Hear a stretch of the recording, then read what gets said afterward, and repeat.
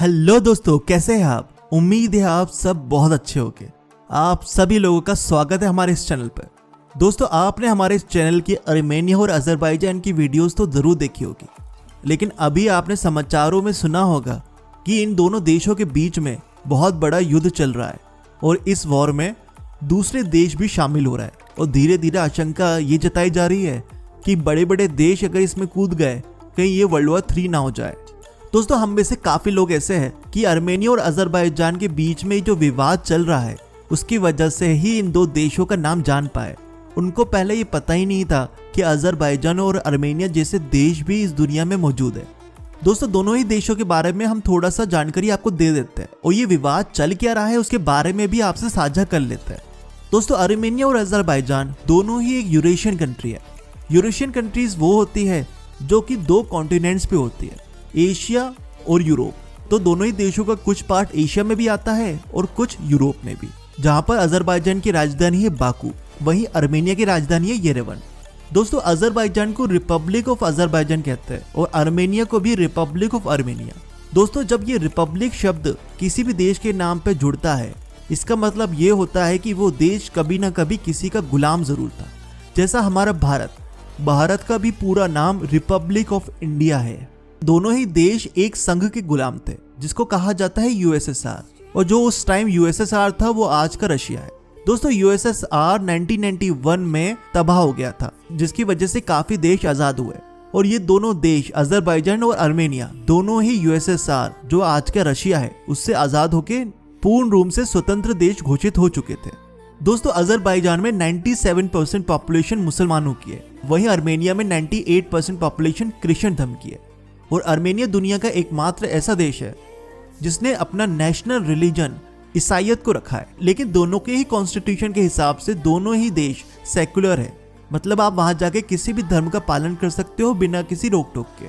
दोस्तों, एरिया के मामले में अजरबैजान आर्मेनिया से करीबन 2.5 गुना ज्यादा है। जहां पर आर्मेनिया का एरिया करीबन 29,743 स्क्वायर किलोमीटर है, वहीं अजरबैजान का एरिया 86,600 स्क्वायर किलोमीटर। और अजरबैजान की पॉपुलेशन करीबन 1 करोड़ है और वहीं आर्मेनिया की पॉपुलेशन केवल 30 लाख। दोस्तों, अगर हम करेंसी वैल्यू की बात करें तो अजरबैजान की करेंसी, जिसको अजरबैजानी मनत कहा जाता है, और 1 मनत हमारे 42 रुपये 52 पैसे के अंदर आता है। और वहीं आर्मेनिया की करेंसी भारत से काफी कम है। आर्मेनिया की करेंसी को आर्मेनियन द्रम कहा जाता है, जो कि भारत के सिर्फ 15 पैसे के बराबर है। मतलब दोनों की करेंसी में जमीन आसमान का फर्क है। और ये फर्क उनकी जीडीपी पे भी है, जहां पे आर्मेनिया की जीडीपी करीबन 13.4 बिलियन डॉलर की है, वहीं अजरबैजान की जीडीपी 45.2 बिलियन डॉलर की है। और अगर हम डिफेंस फोर्सेस की बात करें, अजरबैजान के पास 72,000 एक्टिव पर्सनल है, वहीं आर्मेनिया के पास सिर्फ 41,000 एक्टिव पर्सनल। दोस्तों, अजरबैजान पूरी दुनिया में पहला मुस्लिम देश था जिसने इजराइल को मान्यता दी थी, यानी इजराइल को देश स्वीकार किया था। हम में से काफी लोग ये समझते हैं कि अजरबैजान और आर्मेनिया दोनों ही देशों में धर्म युद्ध हो रहा है, क्योंकि एक तरफ मेजोरिटी मुसलमानों की है और दूसरी तरफ मेजोरिटी क्रिश्चियंस की। तो दोस्तों, ये बिल्कुल ही गलत बात है, क्योंकि अगर आप इनके पाले के देश देखेंगे कि कौन सा देश किसका समर्थन कर रहा है, तो आपको लगेगा कि ये युद्ध धर्म का नहीं है, ये युद्ध सिर्फ भूमि का है। और ये विवाद हुआ कहां से? दोस्तों, आर्मेनिया और अजरबैजान के बीच में एक इलाका है जिसका नाम है नगोर्नो काराबाख। जैसे कि हमने आपको बताया था कि दोनों ही देश यूएसएसआर से स्वतंत्र हुए थे। तो जब यूएसएसआर टूटा तो ये इलाका नगोर्नो काराबाख का यूएसएसआर ने, जो कि आज का रशिया है, उसने ये एरिया अजरबैजान को दे दिया और ऑफिशियली इसकी घोषणा भी कर दी। और इस एरिया में करीबन 98% लोग आर्मेनियन मूल के रहते थे और वो लोग अजरबैजान में नहीं मिलना चाहते थे। वो चाहते थे या तो हमें स्वतंत्र कर दो या तो हमें आर्मेनिया में मिला लो, क्योंकि एक मुल्क के लोग अपने ही मुल्क की तरफ जाना ज्यादा पसंद करते हैं। तो इसकी वजह से आर्मेनिया और अजरबैजान के बीच में पहले भी युद्ध हो चुका है। ये बिल्कुल कश्मीर की तरह है।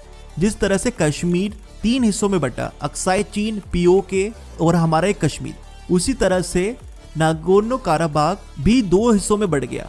और जब इनका पहला युद्ध हुआ और युद्ध विराम की घोषणा हुई, कुछ हिस्सा नागोर्नो काराबाख का आर्मेनिया ने ऑक्युपाई कर लिया और बाकी का हिस्सा अजरबैजान के पास था, ये विवाद उनका वैसे ही चलता आ रहा है जैसे हमारे हिंदुस्तान पाकिस्तान का विवाद चलता आ रहा है कश्मीर को लेकर।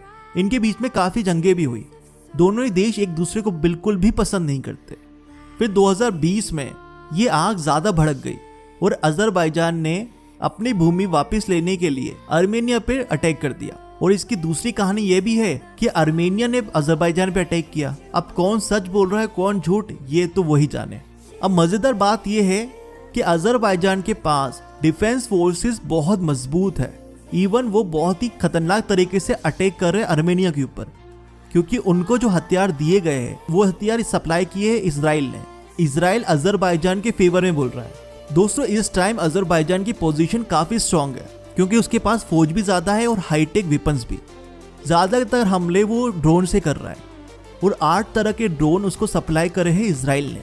जी हाँ दोस्तों, इसराइल जिसको मुस्लिम देश बिल्कुल पसंद नहीं करते, लेकिन अजरबैजान ने उसको देश घोषित कर दिया था, जिसकी वजह से इसराइल अजरबैजान का साथ दे रहा है। और वहीं पे अजरबैजान का कई दशकों पुराना दोस्त टर्की भी अजरबैजान का साथ दे रहा है, क्योंकि टर्की और अजरबैजान के पहले से ही बहुत ही अच्छे रिश्ते हैं। और आप सबको मालूम है, जहां पर टर्की होगा वहां पे पाकिस्तान तो होगा ही होगा। पाकिस्तान तो टर्की के इतने ज्यादा फेवर में है कि अगर टर्की बोल दे कि हम भारत से पूरी तरह से दोस्ती करना चाह रहे हैं, तो शायद पाकिस्तान की सरकार अपने खुद के आतंकवादियों को गोली मार दे। और जबकि टर्की और पाकिस्तान दोनों ही इजराइल के दुश्मन है, पर तीनों ही एक साथ अजरबैजान के पाले में आ गए। अब आर्मेनिया का कौन साथ दे रहा है? दोस्तों आर्मेनिया का साथ दे रहा है ईरान। ईरान एक मुस्लिम बहुल देश है, लेकिन वो आर्मेनिया का साथ दे रहा है। और वो इसलिए साथ दे रहा है क्योंकि उसको मालूम है इजराइल और तुर्की साथ दे रहा है अजरबैजान का, और ईरान की तुर्की और इजराइल से लड़ाई चलती रहती है। और उसको मालूम है इजराइल सिर्फ इसलिए साथ दे रहा है क्योंकि वो ये दुनिया को ये बताना चाह रहा है कि हमारे हथियार कितने अच्छे हैं, ताकि लोग देखें कि उसके ड्रोन क्या कर सकते हैं युद्ध के अंदर। एक तरह का इजराइल सबको ट्रेलर दे रहा है अपने हथियारों का, मतलब इसके अंदर इजराइल का भी अपना फायदा है। और वैसे भी इजराइल अजरबैजान से तेल और नेचुरल गैस भी खरीदता है। तभी तो ये सेंटेंस आपने काफी बार सुना होगा। अजरबैजान के डिफेंस मिनिस्टर ये काफी बार इस बात का जिक्र कर चुके हैं कि इजराइल से आए हुए हथियार और ड्रोन से हमें युद्ध में बहुत फायदा हुआ है। दोस्तों इस बीच फंस गया है तो कौन? वो है रशिया। रशिया क्यों फंसा? रशिया के अजरबैजान और आर्मेनिया दोनों के साथ ही अच्छे रिश्ते हैं। रशिया भी अजरबैजान को हथियार सप्लाई करता है, लेकिन आर्मेनिया के अंदर रशिया का एक मिलिट्री बेस भी है। और आर्मेनिया के साथ रशिया की एक ट्रीटी ये साइन है कि आर्मेनिया पे जो हमला करेगा उस पर रशिया भी हमला करेगा। लेकिन रशिया अजरबैजान पे हमला करना नहीं चाहता क्योंकि उसके रिश्ते मजबूत, लेकिन वो ट्रीटी में फंसा हुआ है। और दूसरी चीज, जो नागोर्नो काराबाख जिस इलाके पे विवाद चल रहा है, वो तो खुद रशिया ने ही ऑफिशियली अजरबैजान को दिया था। यहाँ तक कि यूएन यूनाइटेड नेशंस भी यही मानता है कि वो इलाका अजरबैजान का है और आर्मेनियन घुसे हुए हैं। और दोस्तों ये वर्ल्ड वॉर 3 कैसे बन सकता है मैं आपको बताऊं। पहले तो रशिया ने अपना पाला ये कह के झाड़ दिया कि भैया ये युद्ध आर्मेनिया के अंदर नहीं हो रहा, ये युद्ध तो नागोर्नो काराबाख में हो रहा है और वो अजरबैजान का पार्ट है। तो हमारी ट्रीटी साइन है जिसके मुताबिक आर्मेनिया के अंदर जब हमला होगा तो हम तुम्हारा साथ दे के उस बंदे पे हमला करेंगे। और अगर रशिया इस युद्ध में आ गया तुर्की के खिलाफ, तो तुर्की नाटो का मेंबर है। नाटो के अंदर ट्रीटी साइन है कि तुर्की पे जो हमला करेगा नाटो के 29 देश तुर्की का साथ दे देंगे। तो दोस्तों जब 35 से 40 देश मिल जाएंगे तो वर्ल्ड वॉर 3 तो हो ही जाएगा ना। इसलिए ईरान और रशिया ये चाह रहा है कि ये वार रुक जाए, क्योंकि इस टाइम सबकी जीडीपी की वाट लगी पड़ी है और कोई भी वॉर का खर्चा उठाना नहीं चाहता। तो दोस्तों आपको ये समझ आ गया होगा कि ये लड़ाई भूमि की है, ये लड़ाई किसी धर्म की नहीं है। और हमारे भारत का जो रोल है, जो आर्मेनिया की तरफ थोड़ा झुक रहा है, लेकिन वो खुल के बोल नहीं सकता क्योंकि अजरबैजान से उसकी कोई दुश्मनी नहीं है। अजरबैजान से भारत भी तेल और नेचुरल गैस खरीदता है और अजरबैजान का साथ भी नहीं दे सकता क्योंकि सबसे ज्यादा नेचुरल गैस और ऑयल भारत ईरान से खरीदता है। तुर्की के लोग काफी भारत आते हैं और भारत के काफी लाखों लोग घूमने के लिए तुर्की जाते हैं। तो किसी भी डायरेक्ट वॉर के अंदर वो इंडल्ज नहीं होना चाहता। आर्मेनिया के साथ भारत के अच्छे रिश्ते हैं, रशिया पहले से ही दोस्त है और इजराइल तो हमारा अभी दोस्त बन गया है और वो आर्मेनिया का खुला साथ दे दे, तरह से इजराइल के अगेंस्ट में वॉर हो जाएगा। और वो तो इतने सालों बाद हमारा अच्छा दोस्त बना है। भारत बिल्कुल नहीं चाहेगा कि इजराइल के साथ खटपट हो उसकी, क्योंकि इजराइल से तो अभी बहुत सारे हथियार और खरीदने हैं हमें। तो इसलिए भारत सोच रहा है थोड़ा नरमी रखूं और ये जो मसला है ये आपस में ये लोग सॉल्व करते रहे, मैं थोड़ा सा दूरी बना के रखूं। और शायद इसी में हमारी समझदारी है। और ये भी हमारा फायदा है कि पाकिस्तान अगर वहां पे उलझा रहा तो यहाँ पे कश्मीर पे उंगली कम करेगा, तो भारत के साथ बॉर्डर्स पे जो छोटे मोटे लड़ाई होती भी रहती है तो वो भी खत्म होगी, और चाइना के साथ भी खटपट कम होगी, क्योंकि चाइना के साथ ही पाकिस्तान तो आर्मेनिया इन सब पे उलझा रहेगा। तो भारत के इस टाइम न्यूट्रल बैठना ही काफी फायदेमंद है। तो दोस्तों ये वीडियो आपको कैसी लगी? अगर अच्छी लगी तो इसको लाइक कीजिए, चैनल को सब्सक्राइब कीजिए और बेल आइकन दबा दीजिए। और मुझे कमेंट में जरूर बताएं कि किस देश के बारे में आप जानना चाहते हैं, उस देश के बारे में वीडियो हम बनाएंगे। तब तक ये दोस्तों ta-ta bye bye, see you, sayonara.